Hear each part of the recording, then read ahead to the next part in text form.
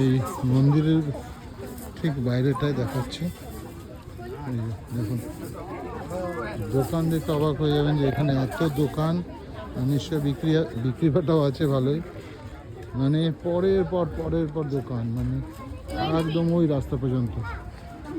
তো এখানে বিভিন্ন রকম জিনিস এখানে বিক্রি হচ্ছে, কিছু পেয়ারা মিষ্টি এসব তো আছেই।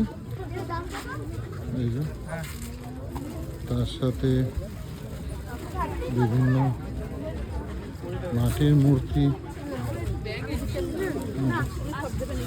ঝিনুকের বিরোধী ঘর মার্কেটে পাওয়া যায় সেরকম ধরনের জিনিসও আছে, মাটির মূর্তি আছে। এখানকার প্যারা খুব বিখ্যাত, হয়তো সেই জন্য এখান থেকে কিনছে লোকজন। পিঠা আছে, পিঠা অবাক হয়ে যাবেন দোকান দেখে। এই যে দেখুন কত দোকান, বাস এসছে মাথা খারাপ করে দেবে। কমসে কম 100টা ভলভো টাইপ বাস। পিকনিক হচ্ছে, আসলে পিকনিক স্পট, পিকনিকের টাইম, সেই জন্য হয়তো দারুণ।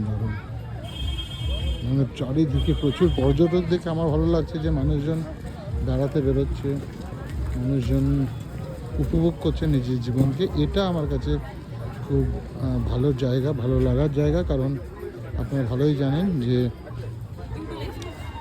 ট্যুরিজম সেক্টরে সাথে আমি যেহেতু যুক্ত, মানুষজন যত বেরোবে তত এই সেক্টরের উন্নতি হবে বলতে পারেন। তো যাই হোক, আমি জাস্ট এগুলো ভিডিও করলাম। এটা একটা মেলার মতো এরকম বসে আছে। আর এই যে এখন প্রায় 2টো বেজে গেছে, কিন্তু এখনও খাবার দাবারের খুব একটা কিছু পেলাম না। জানি না কোথায় খাওয়া হবে, যদিও টুকটাক তো খেতেই আছি। প্রপার লাঞ্চ হবে কিনা আমি জানি না। প্রপার লাঞ্চের সত্যিই আজকে মনে হচ্ছে না সুযোগ পাবো। ওই সব কিছুই মেলাতে যেরকম বিক্রি হয় সেরকম জিনিসপত্র, কাঠের আইটেম।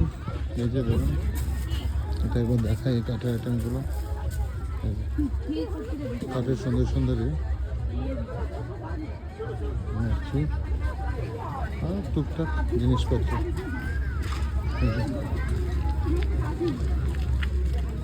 ঠিক আছে, শুধু যে বাঙালিরা এসছেন তা নয়, নন বেঙ্গলি প্রচুর মানুষ এসছেন এখানে। যেহেতু ঝাড়খণ্ড খুব কাছে, তো বেশ ভালো লাগলো। ঠিক আছে।